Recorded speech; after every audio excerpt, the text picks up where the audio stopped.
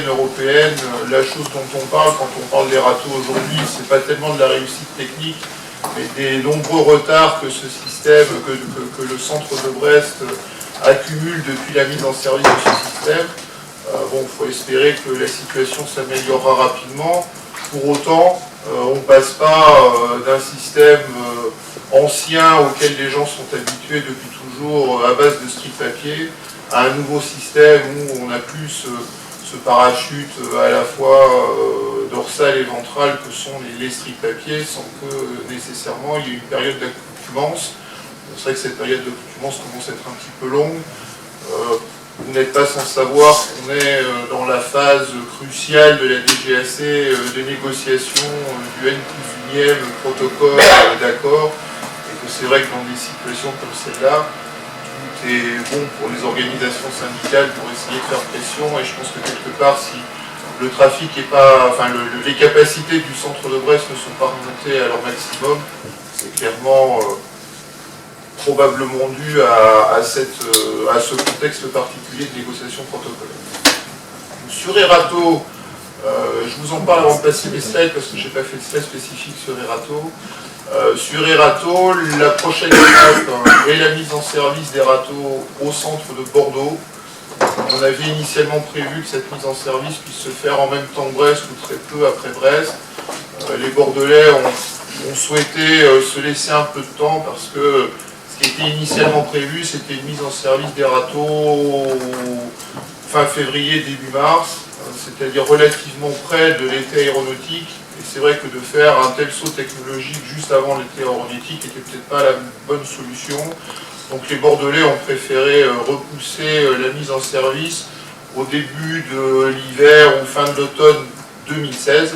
Et donc normalement, on devrait avoir un deuxième centre qui devrait joindre la communauté des ératomanes dans le courant de, enfin vers la fin de vers la fin de cette année 2016. Que deviendra Erato dans le futur? Alors a priori, il sera intégré, ou les fonctionnalités d'Erato seront intégrées dans le nouveau système ATM en route qu'on est en train de développer au sein de la navigation aérienne qui s'appelle ForFlight.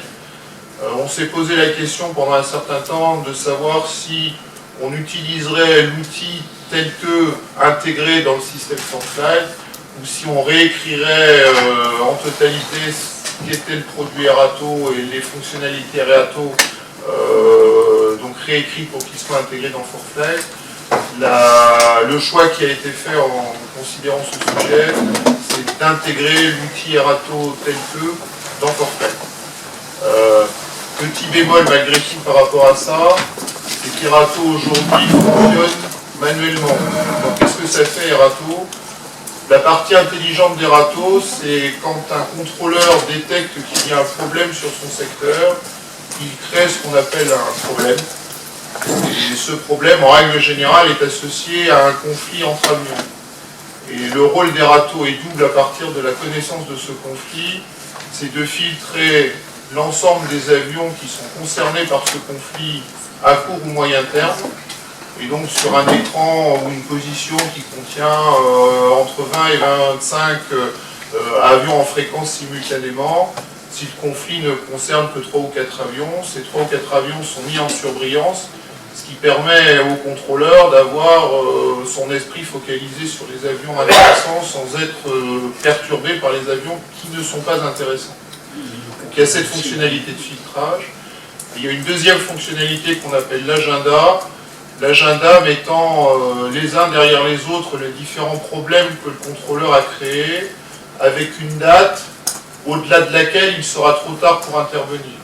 Donc le contrôleur sait dans quel ordre a priori il va traiter ses problèmes et il sait à quel moment il sera trop tard pour pouvoir intervenir.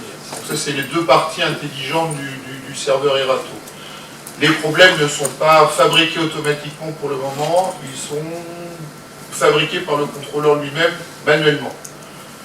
Les Italiens, qui ont une coopération très étroite avec la DSNA sur ce sujet, vont mettre en service Erato également dans leur propre système. Normalement à Brindisi d'ici l'été 2016, puis sur l'ensemble de tous les centres italiens, d'ici la fin de l'année 2016 ou le tout début de l'année 2017. Ce qui est intéressant, c'est que ça a montré qu'on pouvait utiliser l'outil Erato, certes dans l'environnement des SNA, donc avec le COTRA, mais qu'on peut aussi utiliser Erato dans un autre environnement, avec un autre système de traitement plan de vol que celui du COTRA, et très honnêtement, l'intégration du produit Erato dans le système italien s'est fait très rapidement, moins de 2 mois de développement spécifique pour le faire. C'est vraiment quelque chose de très remarquable, ce qui montre bien que ce produit a été suffisamment bien conçu pour qu'il puisse être utilisé par d'autres dans des environnements très différents du nôtre. C'était un des objectifs premiers de la DSNA, d'être capable de développer des outils, certes pour notre propre besoin, mais aussi pour le besoin des autres.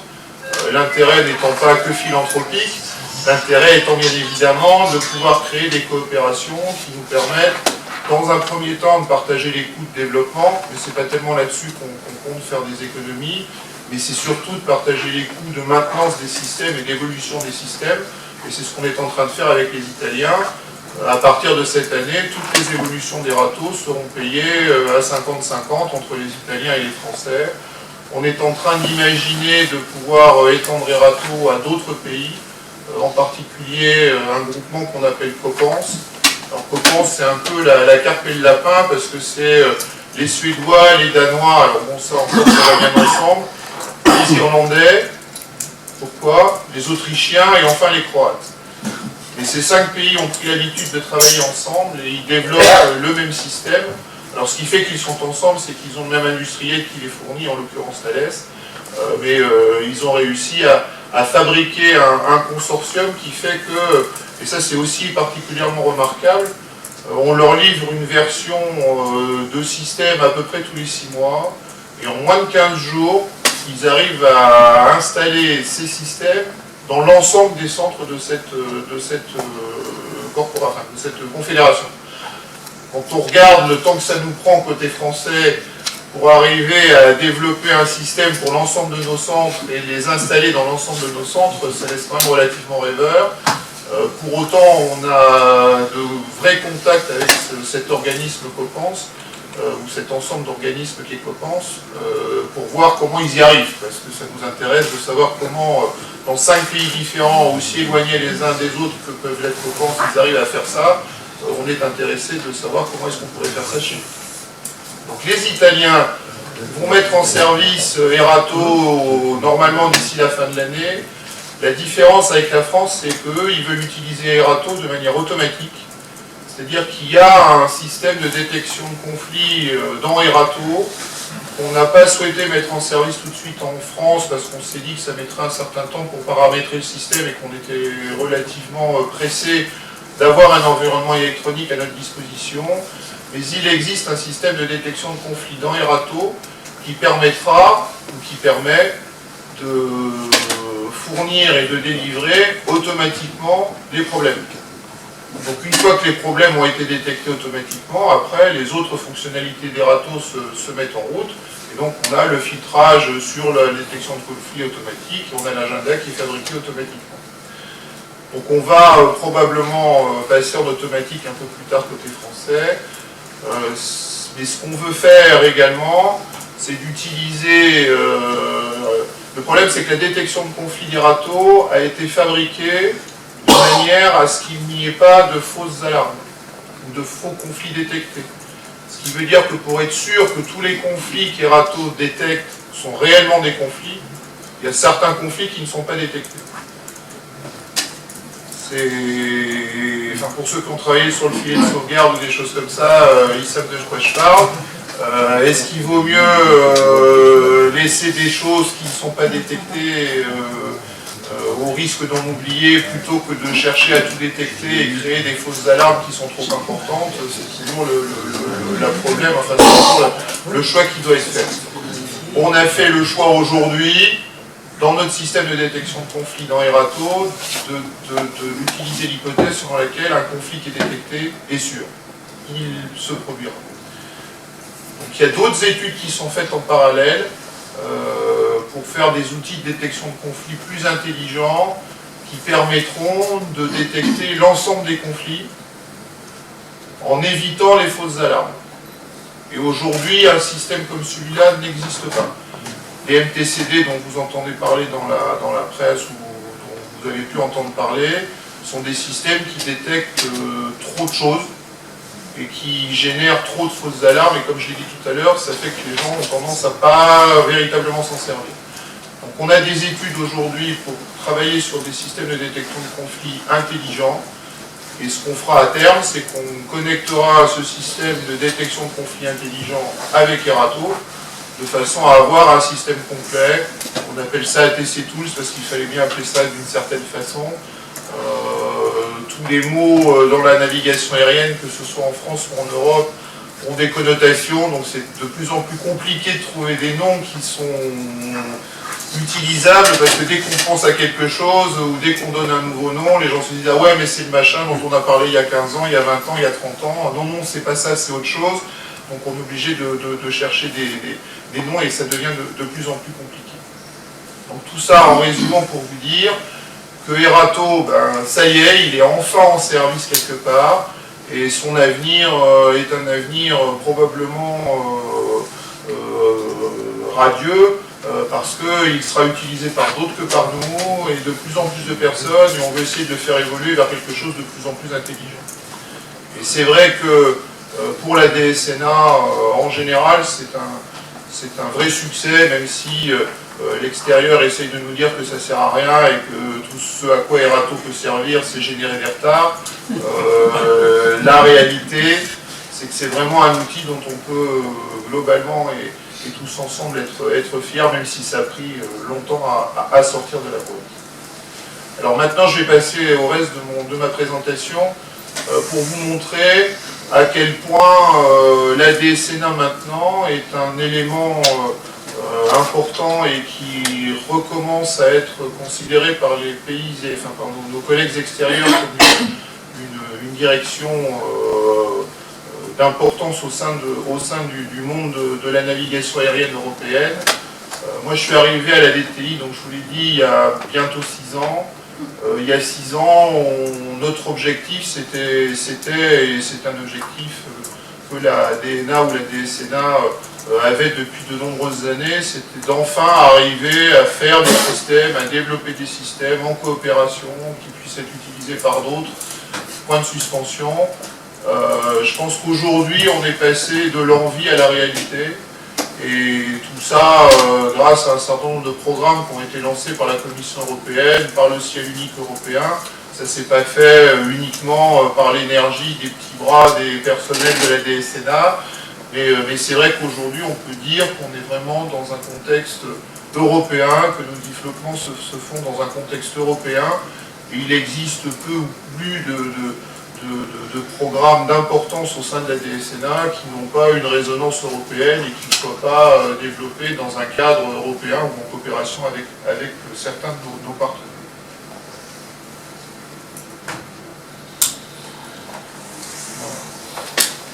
Donc tout ça, ça a commencé quelque part par César.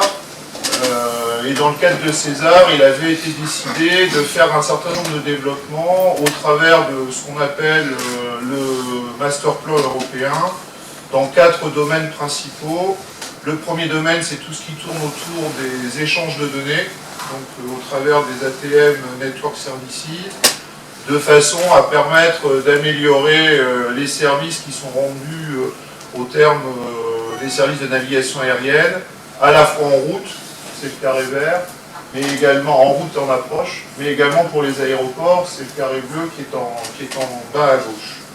Et tout ceci dans un contexte de partage de moyens, à la fois de moyens techniques, mais également de moyens en termes d'organisation. Bon, et tout ça, ça permet ou ça doit permettre d'avancer selon différents objectifs, la mise en place de systèmes qui sont soit fondés sur les vols, soit fondés sur les flux, d'avoir des systèmes qui sont intégrés, de pouvoir partager des informations, de pouvoir utiliser ce que permet aujourd'hui la technologie, de remplir certains services délocalisés, de prendre en compte la totalité des véhicules. Là on parle des aéroports, que ce soit les avions, que ce soit les voitures, etc. etc. Et tout ceci dans un environnement le plus dynamique possible. Alors, le master plan, ça se décline. Alors au début, César, les gens pensaient que ce serait uniquement de la R&D et que c'était le N+1e programme qui avait été lancé par la commission. Les plus anciens ont peut-être connu phare, il y a eu Itchip à un moment donné, enfin il y a eu plein de tentatives de ce type-là pour essayer de développer des nouveaux concepts et des nouveaux outils associés à ces concepts. Et malheureusement, très souvent, ces programmes ont brassé beaucoup d'argent, ont généré beaucoup de papier, mais au bout du compte, des outils vraiment issus de ces différents programmes, il y en a relativement peu. Et quand on regarde depuis, pour la navigation aérienne, depuis FIDIAS, il ne s'était pas passé grand-chose, ou ODS, il ne s'était pas passé grand-chose. Et ce que la commission a eu en tête, c'est que si on relançait un nouveau programme de ce type-là, et donc c'est le programme César, il fallait que ce programme il inclue l'ensemble de tous les intervenants. Donc ça veut dire les services de navigation aérienne, ça veut dire les compagnies aériennes, ça veut dire les aéroports, ça veut dire les industriels, mais ça ne doit pas se contenter uniquement de la partie R&D, ça doit aussi aller jusqu'à la partie industrialisation, puis jusqu'au déploiement des systèmes. Et donc César, ça fonctionne sur ces trois objectifs, de recherche et développement, d'industrialisation, de déploiement, et il y a un certain nombre de stades qui sont proposés dans le cadre de ce programme César, et entre la R&D et l'industrialisation, on fait des démonstrations à très large échelle, je les décrirai un peu plus loin dans ma présentation, et tout ça sur la base de systèmes standardisés, de façon à ce que les systèmes développés par les uns et par les autres puissent être à la fois cohérents et communiqués. Et donc ce qui a été prévu, de mémoire c'était il y a 2 ans de ça, c'est de mettre en évidence un certain nombre de projets pilotes, c'est ce qu'on appelle le PCP, et PCP ça veut dire Pilot Common Project.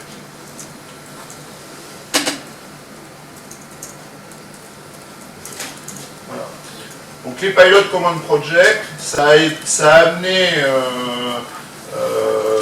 la mise en œuvre d'un contexte général réglementé dans lequel il a été décidé que d'ici 2022, donc entre 2018 et 2022, l'ensemble de tous les prestataires de navigation aérienne européens devait être capable de fournir un certain nombre de services au travers d'un certain nombre d'outils, ces différents services étant décrits sous la forme de 6 types de fonctionnalités particulières que je vous décrirai un peu plus tard. Et donc, tout ceci étant fondé sur un processus d'incentive financier, incentive marchant dans les deux sens. C'est-à-dire que si le résultat est meilleur que l'objectif prévu, on reçoit des bonus. Si le résultat est moins bon que l'objectif prévu, on reçoit des malus. Et ça fonctionne à la fois sur des systèmes de type technique, mais ça peut aussi fonctionner sur des projets de type opérationnel. Et pour la petite histoire, parmi les objectifs qui étaient prévus pour l'année 2015 dans le cadre de la PRU, en PRU c'est Performance Regularity Unit, il était prévu que les retards en France seraient inférieurs de mémoire à 0,4 minutes par vol. On a fait un peu plus que ça et on fait partie des premiers et des rares qui auront un malus cette année sur ce sujet. Bon, je vous rassure, ce n'est pas des sommes rédhibitoires, mais c'est un peu comme les pénalités quand on les donne aux industriels. Même si la pénalité est infime par rapport à ce qu'on leur donne, en termes d'image, c'est pas extraordinaire. Donc Donc ce système, il est incentif, enfin il est incitatif à la fois dans le sens positif et dans le sens négatif. Comme je vous l'ai dit, César s'est fondé sur le fait qu'il y a un certain nombre de partenaires qui sont impliqués. Donc les partenaires en termes d'ANSP, c'est ceux qui sont dans la partie droite de mon slide, au travers de ce qu'on appelle l'ACIS. Alors l'ACIS, c'était le regroupement de 6 organisations. Et dans cette ACIS, on a l'ADSNA, l'ADFS, le NAS, l'ENER, donc les Espagnols, et les NAV, les Italiens. Et un 6e qui s'appelle COPANS, COPANS étant, comme je vous l'ai décrit tout à l'heure, une organisation A5. Et depuis ce slide, il y a d'autres ANSP qui ont rejoint la 6, en particulier les Polonais et les Hongrois, mais on n'a pas décidé d'appeler ça la 7, puis la 8, puis la 9, puis etc. On a gardé le nom d'A6, même si maintenant il y a plus de 6 membres dans la 6. En quelques années, plus personne ne saura pourquoi ça s'appelle la 6, mais c'est comme ça. C'est pour éviter d'avoir à changer de nom sans arrêt. D'autant plus que les compagnies aériennes, sur le mode de ce que les ANSP avaient fait, ont créé une alliance A4. C'est ce qui s'appelle l'A4 Alliance, avec Air France, KLM, EasyJet, IAG et Lufthansa. Et le troisième groupe intéressé sont les aéroports, qui ont eux aussi créé une organisation qui s'appelle SDAG, qui regroupe 25 aéroports. Et tout ce beau monde, c'est ce qui a servi à mettre en place les régulations dans le cadre du Deployment Manager, et en particulier le Pilot Common Project dont je vous ai parlé tout à l'heure. Il manque la dernière roue du carrosse, que sont les industriels. Les consortiums entre industriels, en général, c'est compliqué. Et donc je pense qu'ils n'ont pas réussi à se mettre d'accord et à fabriquer une entité commune. Il faut être clair, aujourd'hui dans le monde de la navigation aérienne, il y a 2 groupements d'industriels principaux. Un qui tourne autour d'un système de traitement plan de vol qu'on appelle high-tech et dont l'industriel principal est Indra.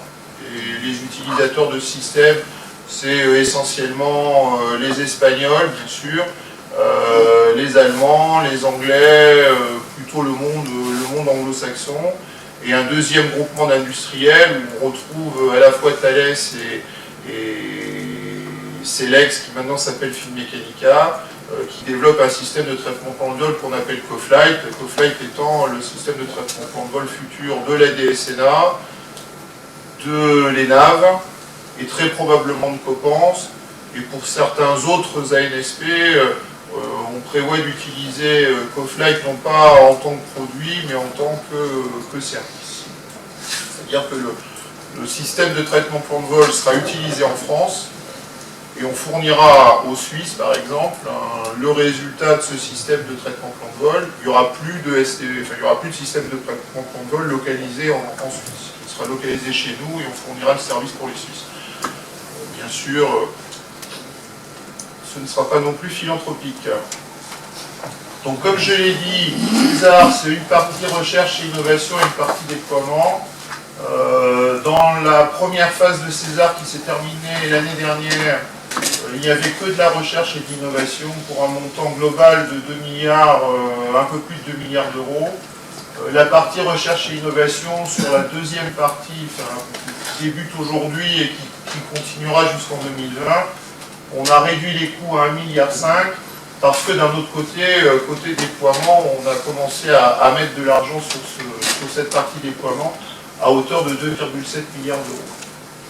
Donc il y a un peu moins de recherche et d'innovation maintenant, il y a beaucoup plus de déploiement et quelque part, pour ce qui nous concerne, c'est intéressant parce que c'est ce qui va nous permettre de mettre en service nos systèmes tels que ForFlight, tels que CoFlight, etc. Et environ une centaine d'ETP utilisés. Ce qui est remarquable et ce qui est intéressant, c'est que ces 100 ETP ne sont plus enfin que des ETP techniques. Donc il n'y a pas uniquement des personnes du CENA, enfin anciens CENA ou anciens STNA qui travaillent sur ces sujets. Il y a à peu près, en termes de TP, une quarantaine de TP qui sont techniques et une soixantaine de TP qui sont opérationnels. C'est quand même quelque chose de très intéressant. Il y a plus de 50% des gens qui travaillent dans César à la DSNA qui ne sont pas des personnels techniques, mais qui sont des personnels opérationnels. Dans César 2020, comme je l'ai dit, relativement peu de recherche et développement, et pour l'instant, la DSNA n'a pas souhaité se positionner sur la partie recherche et développement de César 2020, parce qu'on a des idées, mais qui sont extrêmement peu matures, et donc on préfère travailler sur ces idées dans un contexte purement DSNA. L'avantage que ça a, enfin, l'inconvénient que ça a, c'est que c'est pas financé en partie par la Commission européenne. L'avantage que ça a, c'est qu'on n'est pas obligé de rentrer dans la moulinette administrative de ces grands programmes internationaux, parce que ça n'a l'air de rien, mais prouver qu'on est bien en train de travailler pour eux, faire des rapports qui correspondent à ce qu'ils souhaitent, retrouver toutes les factures d'émissions, des trucs et des machins, c'est beaucoup de boulot. Et pour cette partie recherche et développement, on préfère éviter de se perdre dans ces aspects administratifs. En revanche, on travaille beaucoup sur tout ce qui est implémentation, et en particulier on va travailler sur les very large scale demonstrations.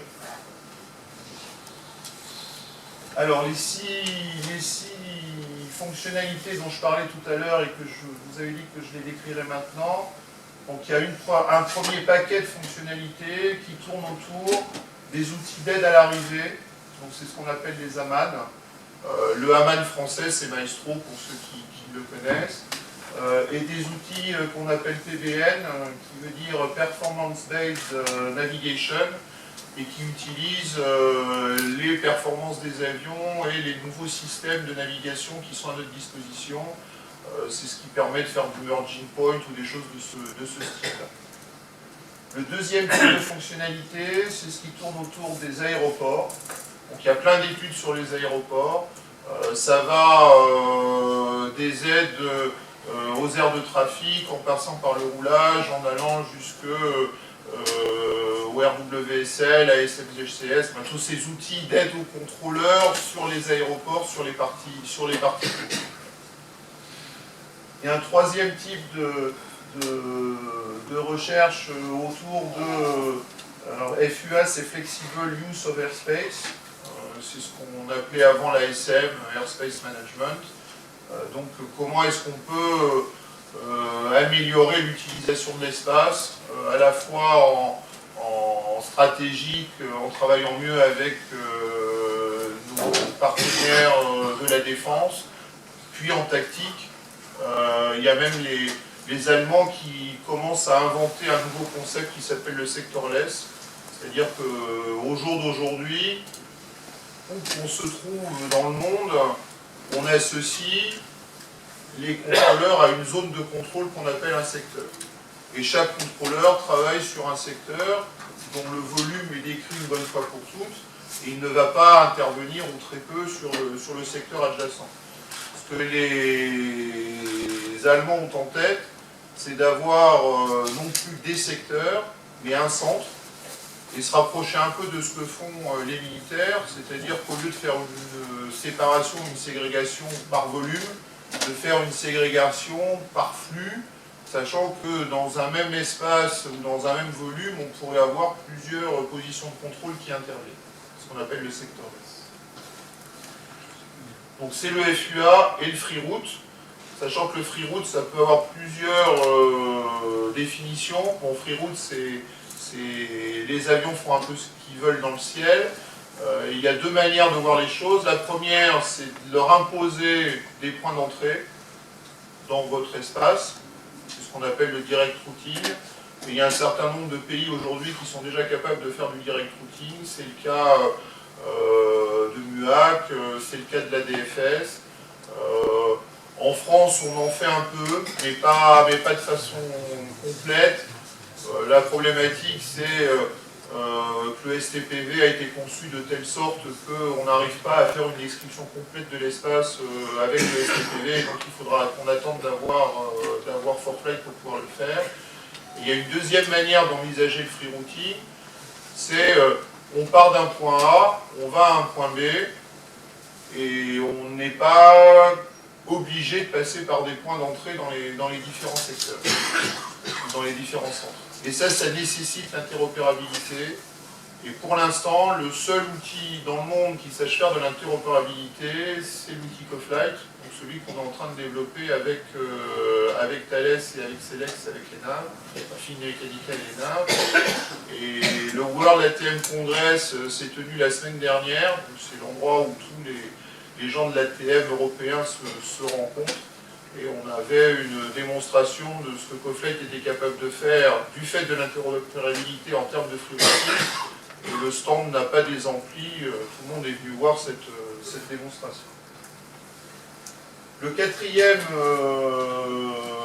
type de fonctionnalité, c'est ce qui tourne autour, ce qu'on appelle le Network Collaborative Management. C'est le nouveau nom de la CFMU pour ceux qui l'ont connu. Et donc c'est tout ce qui tourne autour de l'ATFM, l'ATFCM et jusqu'au Flight Management Position. Le cinquième type de fonctionnalité, c'est ce qu'on appelle SWIM. SWIM, c'est le nouveau système de communication intercentre. Et avec toute la partie intelligente au-dessus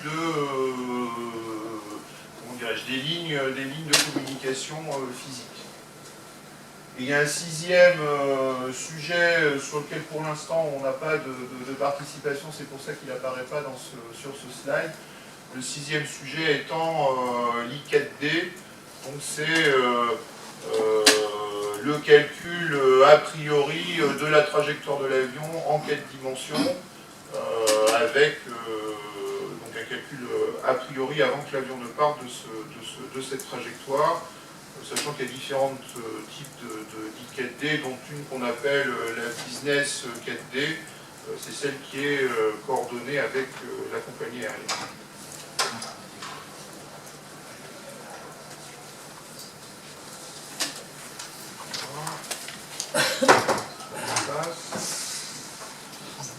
Bon, et donc, qu'est-ce qu'on veut faire dans tout ça?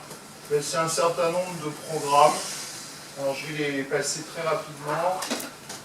Le programme ForFlight, donc c'est le nouveau système intégré ATM pour l'en-route, qui utilise un nouveau système de traitement de plan de vol qui s'appelle Coflight.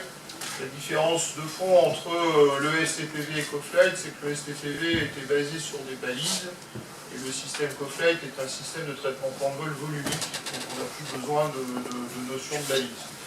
La deuxième différence principale entre le STPV et Coflight,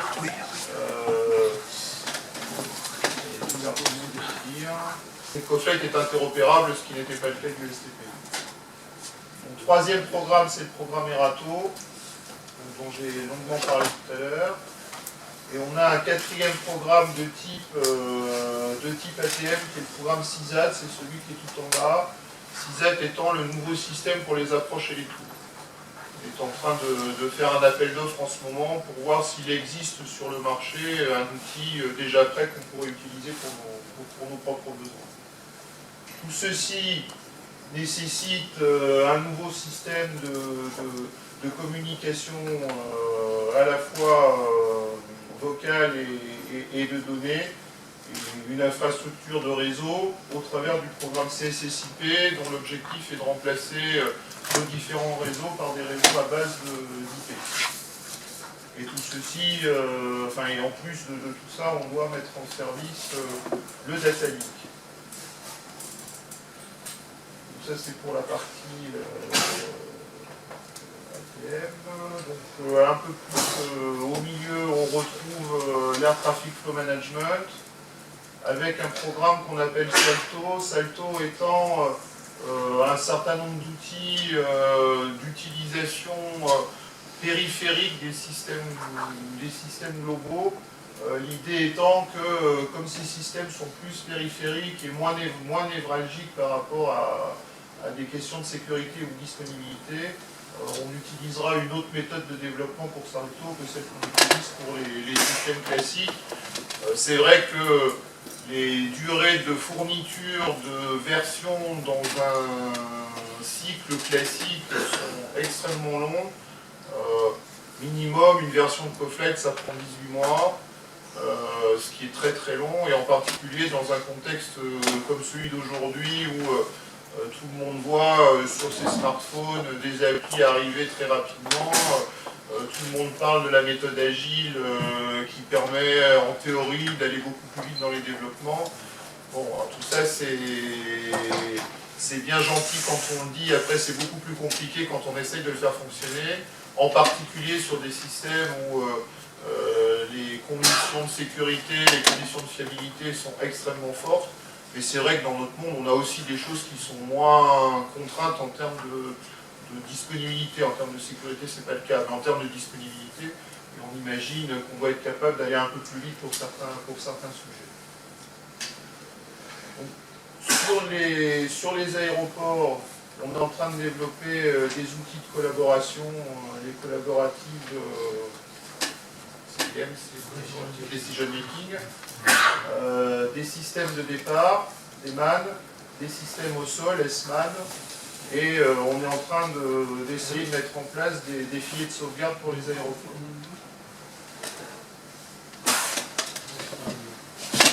Et on a un certain nombre d'outils pour les arrivées, dont j'ai parlé tout à l'heure, les Arrival Managers, les Extended Managers. Alors en fait, le Arrival Manager, c'est l'horizon de type Maestro. L'Extended Manager, c'est un horizon à plus de 200 nautiques où on essaye de préfigurer des séquences à 200 nautiques. Donc qu'est-ce que ça veut dire en termes d'investissement au sein de la navigation aérienne? L'an dernier, on a, rien que sur les aspects hors César, on a investi de l'ordre de 257 millions d'euros. Dans ces 257 millions d'euros, il y a également le maintien en condition opérationnelle du système existant. Bon, là, on parle de tout ce qui sera modernisé, de tout ce qui sera changé. En 2008, quand on a lancé ForFlight, tout le monde s'imaginait que ForFlight, on l'aurait en moins de 3 ans, qu'il sera en service en 2012. Aujourd'hui, on est en 2016. On imagine mieux que ForFlight sera en service fin 2018. On a remplacé nos systèmes approche et tour, et au mieux, on imagine qu'on aura fini le remplacement de tous nos systèmes approche et tour aux alentours de 2022-2023. Il faut quand même avoir en tête que la particularité de la DSNA, c'est qu'on a plus de 70 aéroports contrôlés en France, et on est à peu près les seuls au monde à avoir autant d'aéroports contrôlés. Et imaginez qu'un programme comme celui de CISAT sera capable en 4-5 ans de remplacer 70 systèmes différents sur le sol français, c'est plus que volontariste. Et néanmoins, si on y arrivait, ça nous mènerait quoi qu'il arrive jusqu'en 2022-2023, donc ce qui veut dire que le système COTRA qu'on utilise aujourd'hui, on en aura besoin au moins jusqu'à 2022-2023. Et il est clair qu'on ne peut pas laisser ce système COTRA tel qu'il est sans le faire évoluer jusqu'en 2022-2023. Donc il y a quand même une part non négligeable des investissements de la navigation aérienne qui sont sur le maintien en condition opérationnelle de ce système et les évolutions nécessaires de ce système d'ici 2022-2023. Donc il y a une bosse cette année et grosso modo l'ordre de grandeur c'est entre 250 et 300 millions d'euros sur les 5 ou 6 années prochaines. Ce qui est intéressant malgré tout par rapport à ce diagramme, ça n'apparaît pas sur le diagramme, mais je vous le dis, jusqu'à aujourd'hui, la majeure partie des investissements de la navigation aérienne étaient payés sur les redevances.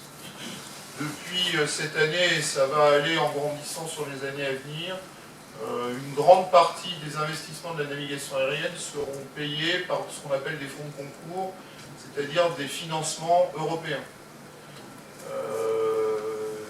Sur la MAN dont j'ai parlé tout à l'heure, la navigation aérienne envisage de récupérer entre 50 et 100 millions d'euros certaines années de la communauté européenne. Ça ne vient pas se rajouter aux redevances. Vous vous doutez bien que le budget est au courant de ça. Et donc, il souhaite utiliser une certaine partie de la compensation pour d'autres opérations que les opérations de navigation aérienne. Et ce qui est quand même intéressant, c'est qu'on n'est plus totalement dépendant du trafic, ce qui est quand même pas mal. parce que la crise de 2012 et de 2013, où on a eu jusqu'à moins 1000% sur le trafic aérien, ça a eu des impacts extrêmement forts sur les redevances, et on a passé 2 années extrêmement difficiles, avec des fins d'année compliquées, à la fois pour les personnels, mais aussi pour les investissements. Donc le fait d'avoir des financements autres que les financements redevances, ça a quand même un vrai avantage. Donc, comment ça se répartit? LCO, c'est maintenant qu'on dit opérationnel. Donc vous voyez quand même que sur les un peu plus de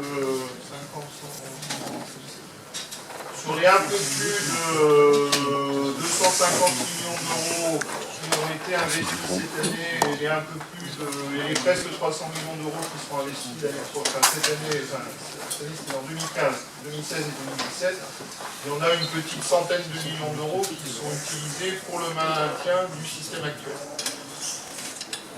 Donc à peu près la moitié jusqu'à il y a 2-3 ans, grosso modo 2/5 à partir d'aujourd'hui. Le programme For-Flight Co-Flight est quelque chose qui prend beaucoup. Le programme CSSIP, normalement la pointe devait arriver beaucoup plus tôt que ce qui est maintenant sur ce diagramme. Espérons qu'il ne va pas continuer à dériver dans le temps. Le programme CISAT, on est en train de passer l'accord cadre, donc ça va commencer à coûter de l'argent à partir de l'année prochaine. Les investissements César, c'est à peu près la même chose sur la période. Erato Datalink, en théorie, on devrait avoir fini les installations d'Erato et du Datalink d'ici la fin de l'année prochaine, donc normalement on ne devrait plus avoir à investir sur ce sujet. Mais la partie violette, c'est tout ce qui correspond aux évolutions du système actuel, mais qui sont nécessitées par les nouvelles réglementations européennes.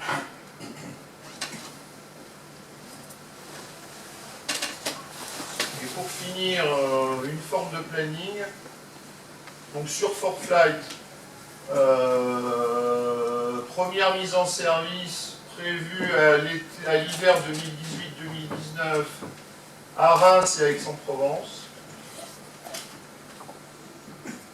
avec une version qui reprend l'ensemble des fonctionnalités du STPV, plus les fonctionnalités de type Datalink.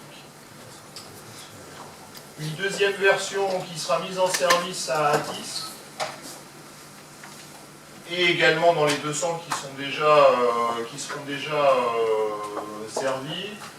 Et la différence entre cette version 1 et la version 2, c'est que dans la version 2, on aura toutes les fonctionnalités qui permettent de faire du séquencement à l'arrivée. Et la troisième version, qui sera mise dans les 5 centres en 2021, c'est une version qui contiendra les fonctionnalités intelligentes de type Erato. Co-Flight, donc dans For-Flight, il y aura évidemment Co-Flight, il y aura évidemment une nouvelle interface homme-machine. Et la version de Co-Flight qui sera utilisée pour la mise en service, la première mise en service à Reims et à Aix, s'appellera V3R1. Enfin, c'est la première release de la troisième version. La particularité de cette version, c'est qu'elle est interopérable. Le Datalink, on le fait en plusieurs étapes. Une première étape qui permet le maintien de fréquence, c'est ce qu'on appelle l'Initial Operational Condition, l'IOC. Et une deuxième étape où on fera du Datalink complet, c'est-à-dire du Datalink qui permet d'envoyer des cléarances de contrôle directement entre le sol et le vol. C'est différencié entre Cotra et For-Flight parce qu'il y a le monde Cotra et Erato à l'ouest de la France et le monde For-Flight à l'est de la France. Erato, dont j'ai déjà pas mal parlé. CISAT, donc le système tour et approche, dont on prévoit les premières mises en service en région parisienne aux alentours de 2019. Suivi par Nice en 2020, parce que c'est quelque chose qui est prévu dans le Pilot Common Project. Ensuite Orly, et puis on continue par les autres terrains jusqu'en 2023. Et ces SSIP, normalement, dont la partie voie est en cours finale, et on est en train de commencer la partie données pour une totale mise en service, normalement d'ici la fin de l'année 2017-2018.